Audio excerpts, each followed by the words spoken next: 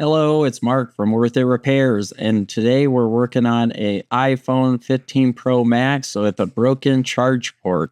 And the charge port has something stuck in it, and I did do a cleaning. I turned it off and did a cleaning, but I left that part of the video, and let's jump right into it and grab our P2 screwdriver and remove the two screws from the bottom. We're going to attempt to take the screen off. It is extremely difficult. I thought maybe I could just use my trusty old Apple OEM screen removing tool, but it failed to do it for me, so I had to do it by hand. And I want to show you the part. This is the part from mobilecentrics.com. It ended up becoming defective, and I'll tell you a little bit of a story right here. Alright guys, the part is defective, so we're going to run an errand to the competitor's store and get the charge port. Let's go. We'll get into that later, but for now I'll turn it off because I keep accidentally turning it on while I'm prying off the screen. And I start with a very, very thin metal pry tool and carefully try to lift up a little bit so then I can get my plastic pry tool inside the phone. This is extremely difficult. You could break your screen while attempting this repair, so just buy a backup screen just in case. But I'm warning you, the screen is very expensive. This was very stressful for me having to do it by hand and remove the screen, and I went for it, and I feel like it's brought the skater out in me, because I used to be a skateboarder, and I think it's kind of extreme to pry off this $360 screen that's at the cost and try to not break the screen at all. So here we go. I had to use a tremendous amount of nerd strength to try to pry off the screen with the suction cup and trying to get my plastic pry tool underneath the glass and the bezel so that I don't break anything. I need to apply more heat. So we applied more heat and I forgot to turn the camera back on. So I apologize for that, but I got to notice at a certain point right here where I'm about to pry it off. I ended up deciding I'd turn on the screen at this point because I was concerned about if I'm going to break the screen or not. And you can kind of see like a rivel or if you're about to break it, and sometimes you'll just break it and that it's broken and that's it, you know, and that can happen. So just be careful. And I was very nervous about this because this isn't my phone that I'm repairing. This is one of my customers. And you could be one of my customers. You can email me, mark@worthitRepairs.com, and we can set up if I need to repair your phone, your laptop, your drone, whatever you name it, and I can repair it. All right. Thank you guys for watching my video. We got it off. It worked. So let's turn it off and then get this phone unscrewed. Remove these Y000 screws in yellow, and there are 6 of them, and they belong in certain places. So you want to make sure that you keep them organized. Once you have all the screws removed, you'll remove the bracket. And I used my fingers and grabbed it with my hand so you can slide it off. You can also use a plastic spudger to try to push off the bracket. You push it towards you first, and then you can lift it up, and it has some adhesive kind of holding it down, and then you just kind of lift it up gently, just like so. Now we prepare to remove the screen. We have to disconnect the battery first, which is this one with the plus-minus sign on it, and also in red. And then in blue, we got the screen and the proximity sensor.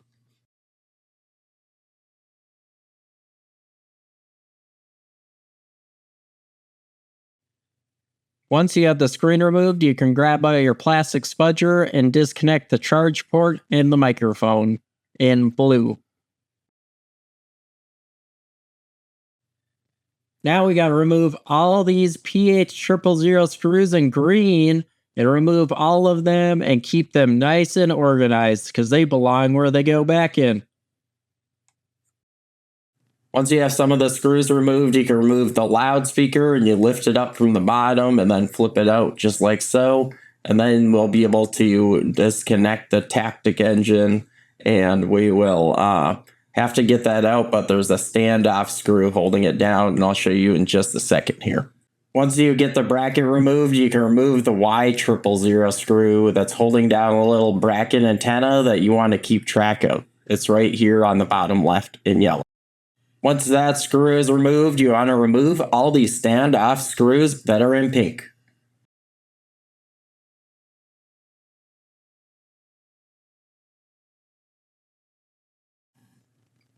Once all the screws are removed, you can remove the Taptic Engine. Now we'll grab out a fine pointed tweezers to remove the battery, and we'll use the pull tabs and try not to use any alcohol or bend up the battery at all. It's really hard to do this, so I recommend taking out the loudspeaker and the Taptic Engine to successfully do the pull tabs, and you just kind of rotate against the adhesive your tweezers until you start picking it up. And then once you get a good grip on it, you can start pulling out the pull tabs. And I'll show you just here briefly. So you're liking my video and you're finding it very helpful. Please hit that subscribe button. It motivates me to make more videos. And check out my merch shop to buy a shirt that says I void warranties for fun. Perfect. We got the battery out. Now we can remove a couple standoff screws on the board, and they'll be in pink right here. And you'll be able to remove those screws, so then we can take out the charge port. And I'll show you how you get it out without taking out the whole board. Lift the board up and slide out the charge port from underneath, and then there you go. We got it out. Grab a second screw tray and grab out these PH000 screws that are underneath all the standoffs and the other PH000 screws. There's ones in the frame, there's one on the frame on the right and the left, and then two on the bottom right by the charge port. And to get the ones out of the bottom, it's a little bit difficult. You'll have to bend the back glass frame brackets back a little bit, so then you can get your screwdriver in and get it removed.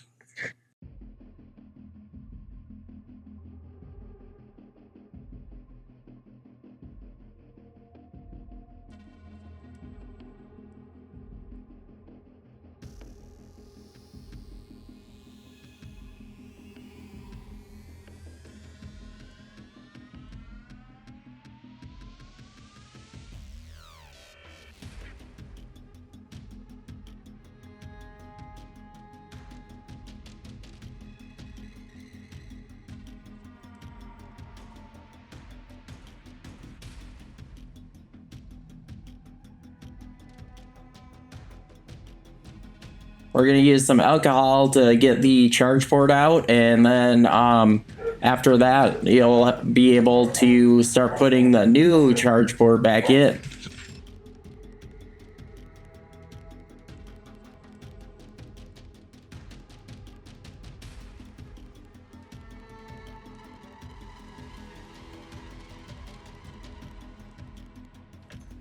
Now, time to put in the new charge port. You just want to slide it in. It's really hard, I would say. Just be really patient and careful, and you can slide it underneath the loudspeaker part, and then these little brackets, you kind of got to bend them out of the way so then you can get the charge port in and then get it all screwed down. I wanted to let you guys know that my part ended up being defective. Where it was defective was the FPC connector for the Taptic Engine wouldn't connect, and I actually had to undo the whole repair and then go get a part from a competitor and go get a part from them. So luckily they sold me the part so I could get this phone finished same day and didn't have to worry about ordering another charge port or this guy being without his phone for a day.